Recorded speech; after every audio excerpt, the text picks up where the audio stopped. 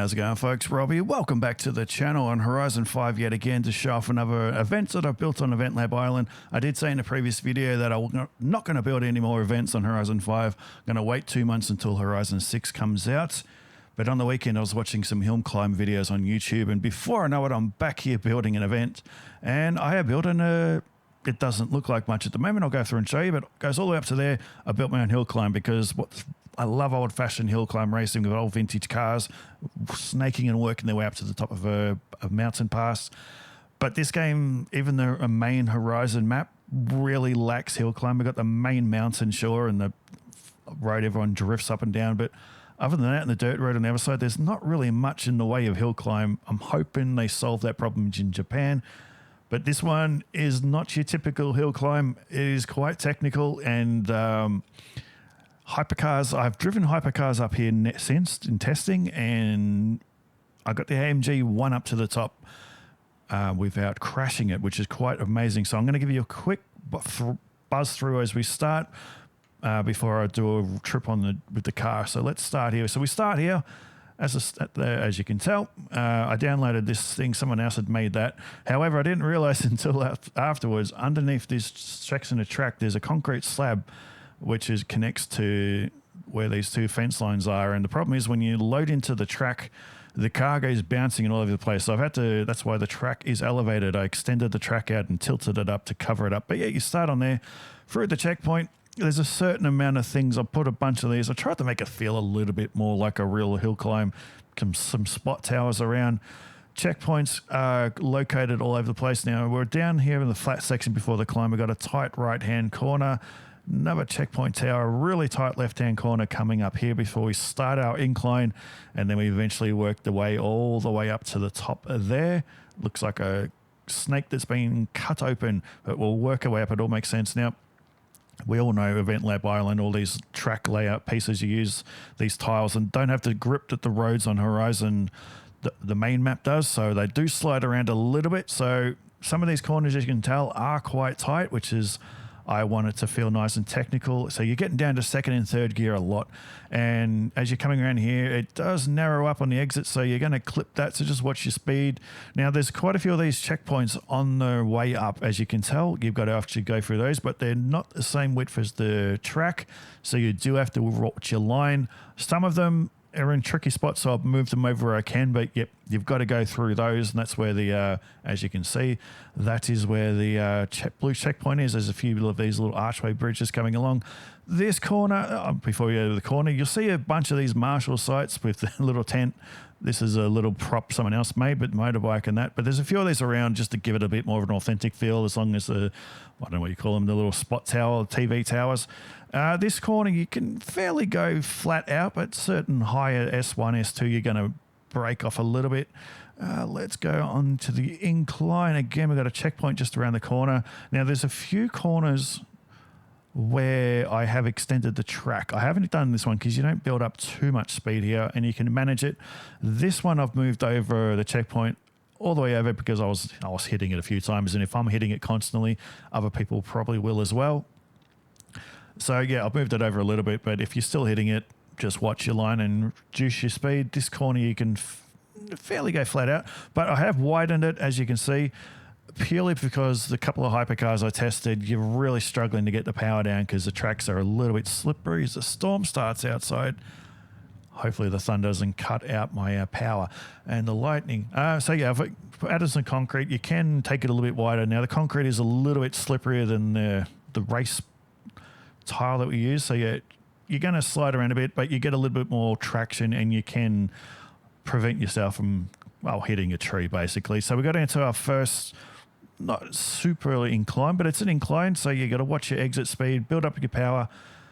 And the problem is when you're building these, I don't know, there's a way to check how much elevation you're putting into this, but yeah, another Marshall thing here, another tower. This is a pretty tight corner. Now, as you're coming up this incline, you're building up a bit of speed, but the way these sections, I've tried to build this so it's not bumpy, but it's unavoidable when you got straight pieces and you got sections like that. There's not that much you can do about it.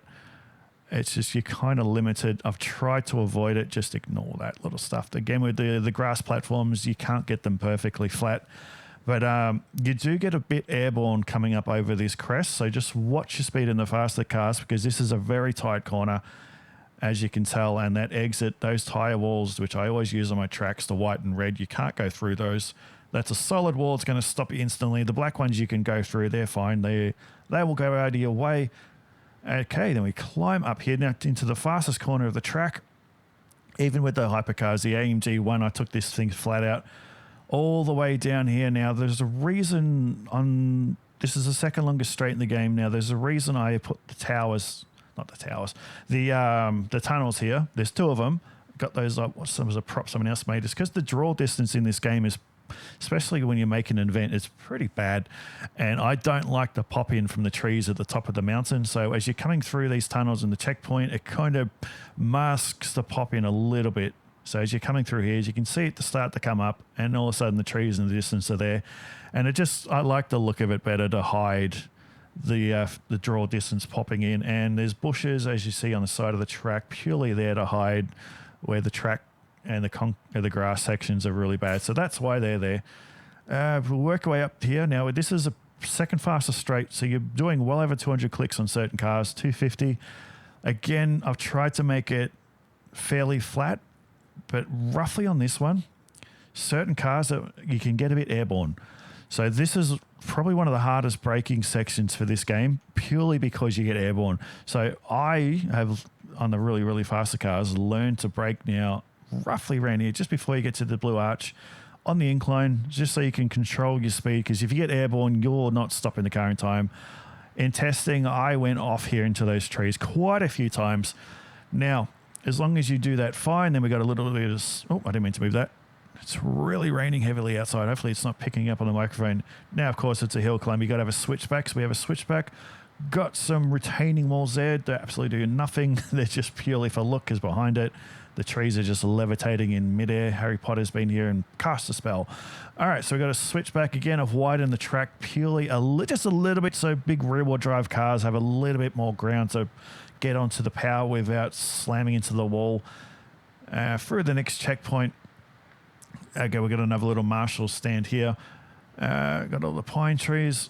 This can be a bit of a slippery spot. Got another serious incline coming up. So yeah, widen the track a little bit. I probably could have gone a little bit further so it wasn't as sharp coming in, but no one's going to care. I put the Marshall thing here. Thought it might be a good little spot for it, because if it was a real world, you'd have one on the corner like this, because people are going to crash. But as you're driving up here in the car, you don't spot it. Unless you're really looking for it, you're not going to see it because you're too focused on the racing line. So we have... What are there's trees levitating off. Stuff that up. All right, well, too late now. I've already saved it. I'm not going through again. That can just stay there as a laugh. No one's going to notice. Again, there's some bushes in here just to hide where the platforms connect. This is another pretty sharp incline as well. And then coming up here, you can get a little bit unsettled. Certain old muscle cars can get a bit loose with the rear end retraction. Got to watch your line. Come out here to the left, because you got a very tight little S-bend S's section here, and it's not just because they're tight. You're kind of going down to first gear, second gear on some cars, but as we're coming down here, we're climbing from back here, and then we start to go down again, as you'll see. Coming into the S's, it's like a kind of like a mini corkscrew, if that makes sense, like a mini dipper at Bathurst. So the cars do dip. Again, I've tried to keep the track sections nice and flat, but here, as you can see, there's a slight camber. The tracks are left to right. So there's old muscle cars in my testing really struggled for grip around here. So you probably want to put on some sport to semi-slick tires just for better grip, because of the camber, as you can see.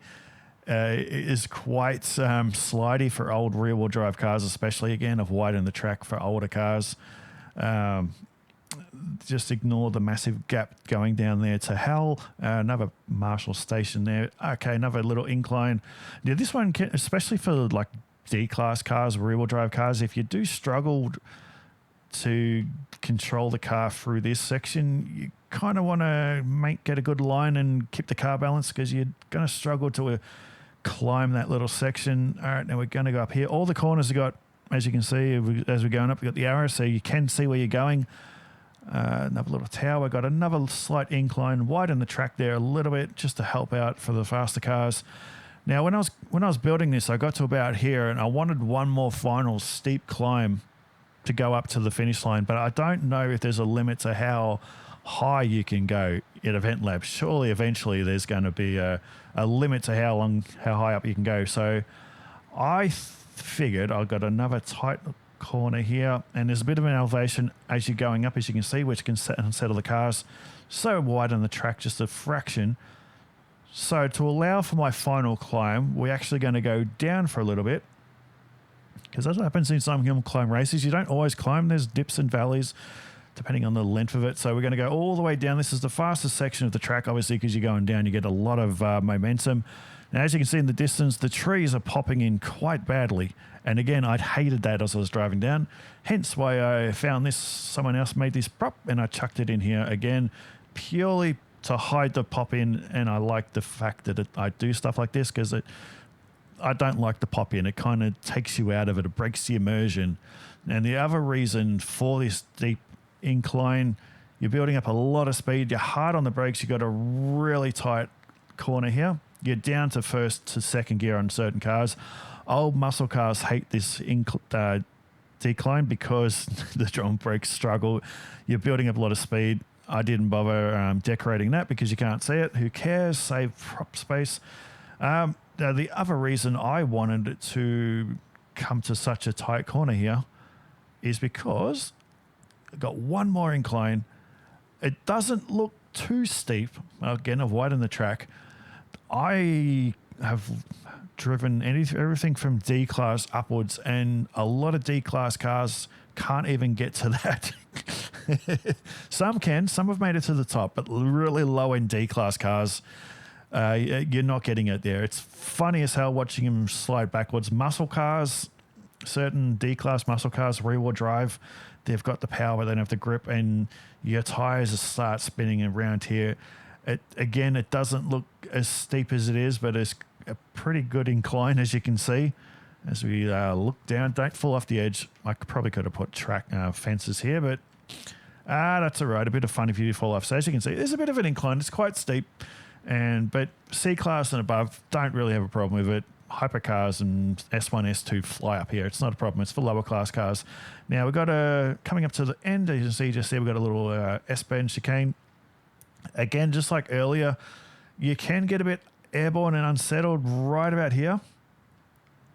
It comes up and dips down and then levels out again. You just be cautious of your speed. You might want to apply the brakes a little bit before you get to this blue archway bridge thing, because you want a really good line coming through this last chicane, because again, you got the red and white walls and the tire walls, and they're not forgivable.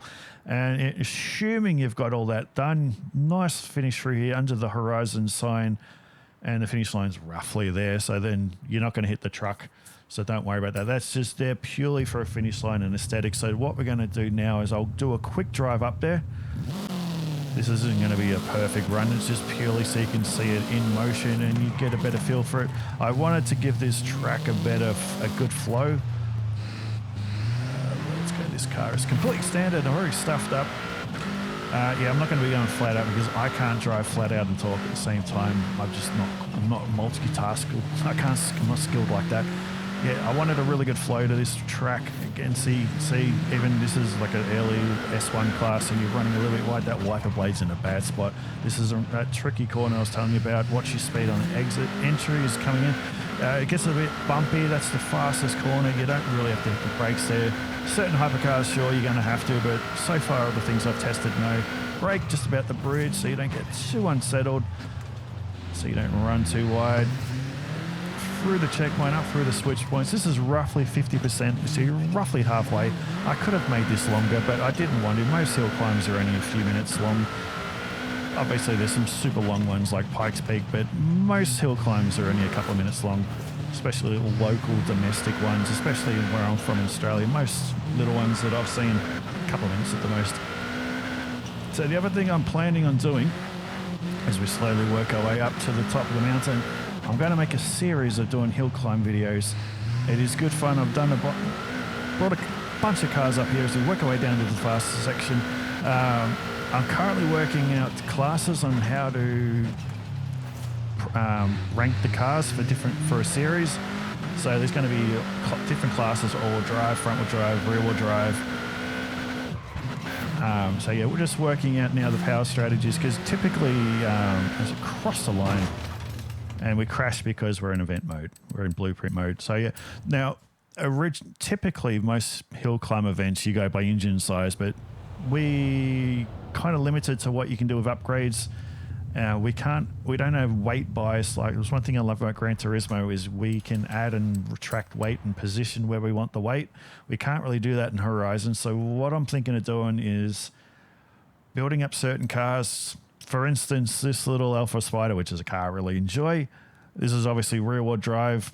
So at this stage, for rear-wheel drive cars, I got like 400 horsepower. There's 600 and then 700. I think. So this will be a 400 horsepower car. You don't really want too much power in this little thing. And then there's a couple of classes for front wheel drive cars and all drive. Then there's the hypercars. So there's going to be different classes. So I'm going to do a bunch of series, hill climb series, because I love my hill climb racing and no one else really seems to do it.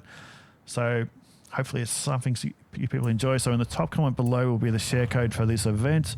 Hope you enjoy it. I'm Rob. Until the next one, I'll see you later.